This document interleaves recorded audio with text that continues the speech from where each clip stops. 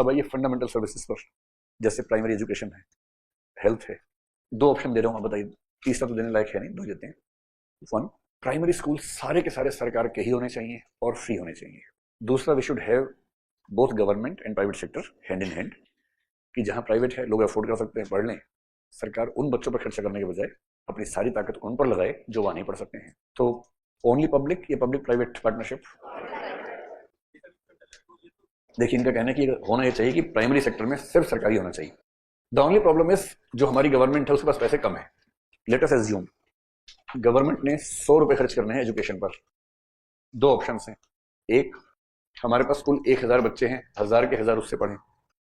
दूसरे ऑप्शन में 1000 में से 300 बच्चे चले गए प्राइवेट स्कूल में क्योंकि उनके पेरेंट्स के पास पैसे हैं, और सरकार ने अपने सारे पैसे इन 700 पर खर्च किए।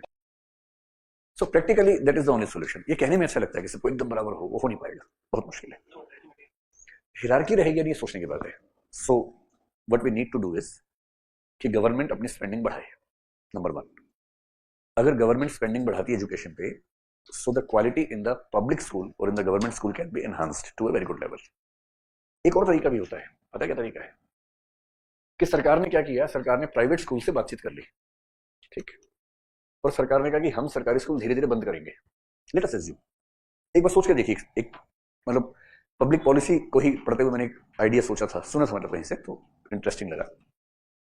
गवर्नमेंट एक स्टैंड लेके हम सारे सरकारी स्कूल बंद करेंगे। क्यों बंद करेंगे? उसके रीजन ये हो सकता है कि after spending so much years, so much money into primary education, the result so far from the primary education given by the government has not been good. इसका सिंपल सा एग्जांपल है, मैं 3 सवाल पूछता हूं, आप जवाब दीजिए, क्लियर हो जाएगा।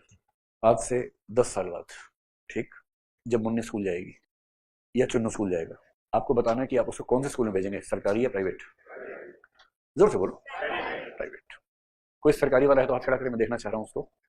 7-8 है। अभी का स्टेटस सोच के बताना है, ये एज्यूम करके कि जो स्टेटस अभी है वैसे ही वहां तब भी रहेगा 8 साल बाद, and you have to choose a school for your kid. तो क्लास में 7 बच्चों ने कहा कि वो सरकारी स्कूल में भेजेंगे, इंक्लूडिंग यू, राइट? सरकारी स्कूल में भेजेंगे पक्का? हाँ। एक आपने कहा, एक आपने कहा। बहुत इंटरेस्टिंग है, वो सारे बच्चे जो क्रांति करते रात दिन, उन्होंने कहा कि सरकारी में भेजेंगे, और बाकी जो चुप रहते सब प्राइवेट भेजेंगे। अच्छा, ये कह रहे कि मैं सेंट्रल स्कूल में भेजूंगा क्योंकि सेंट्रल गवर्नमेंट के स्कूल अच्छे हैं। ठीक है, मान लिया, कोई बात नहीं, ठीक है, कुछ सरकारी स्कूल बहुत अच्छे हैं, मैं उनमें भेजूंगा, ये कहना चाह रहे हैं। नंबर 2, हाँ ये बात ध्यान रखना, सेंट्रल स्कूल में आप तभी भेजेंगे बच्चे को जब आप सेंट्रल गवर्नमेंट की जॉब में होंगे, यानी आईएएस बन गए आप। आपके साथ में डीएम का बेटा पढ़ता था कौन से स्कूल में? मतलब स्कूल प्राइवेट है सरकारी क्या था? प्राइवेट था वहां पर। चलिए, इनके सरकारी स्कूल में डीएम का बच्चा पढ़ता था, सेंट्रल स्कूल अच्छा सा बता रहे हैं। So there are some very good government schools of course, so maybe you can choose that school, but if that is not the choice then of course you will prefer private school, I guess.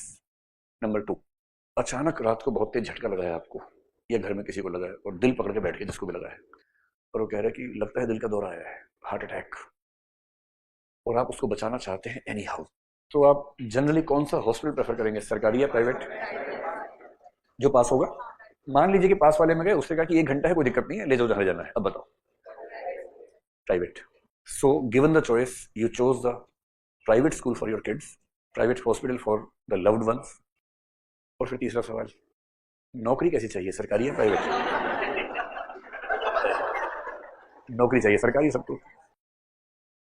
अब आप इससे Indian society का अंदाजा लगाइए, इसका answer मिल जाएगा। The best brains in the country are dying to get into government job, and this can be easily seen anywhere. आजकल फिर भी प्राइवेट सेक्टर में कुछ लोग जाने लग गए हैं जब से ये आईटी का एक पूरा स्टार्टअप इकोसिस्टम बना है। Otherwise 10-15 years back from today, all good brains of the country used to wanting to get into IAS और सिविल सर्विसेज या जुडिशरी में जाएंगे। ऐसा क्या है कि जिनको टीचर बनना है, लेट अस अज्यूम, उनमें से जो बेस्ट होंगे वो सरकारी टीचर बनेंगे, और जो उतने अच्छे नहीं होंगे, एग्जाम पास नहीं कर पाएंगे, they will go to the private schools. तो सोचिए क्या कॉन्ट्रडिक्शन है।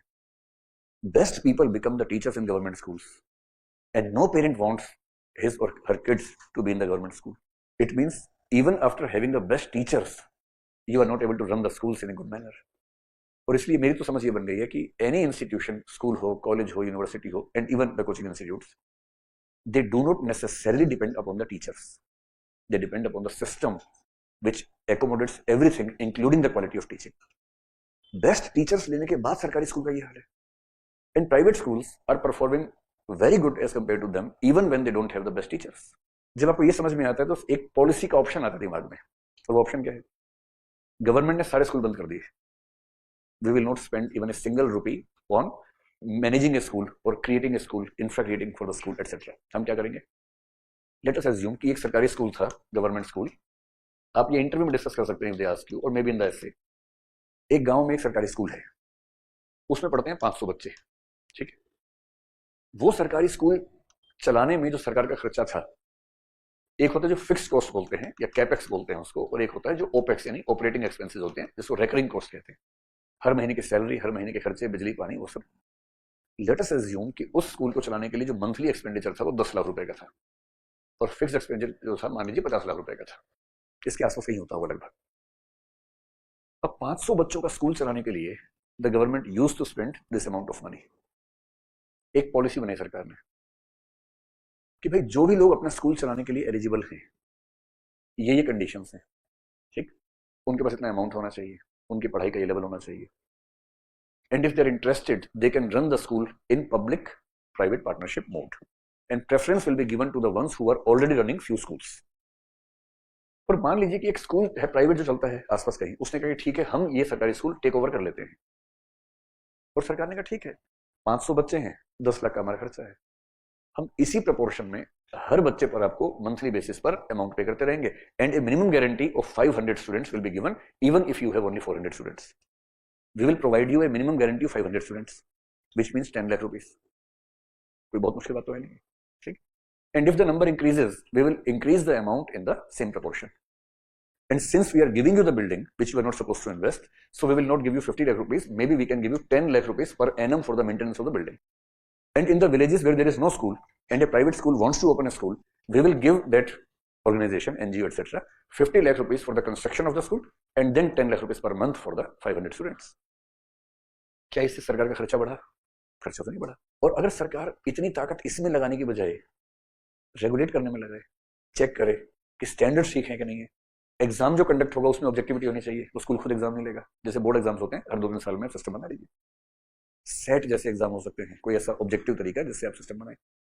And instead of putting all energy into running A school, why not invest the energy into standardizing things on the basis of few SOPs which are implemented in all the schools being run by the private bodies।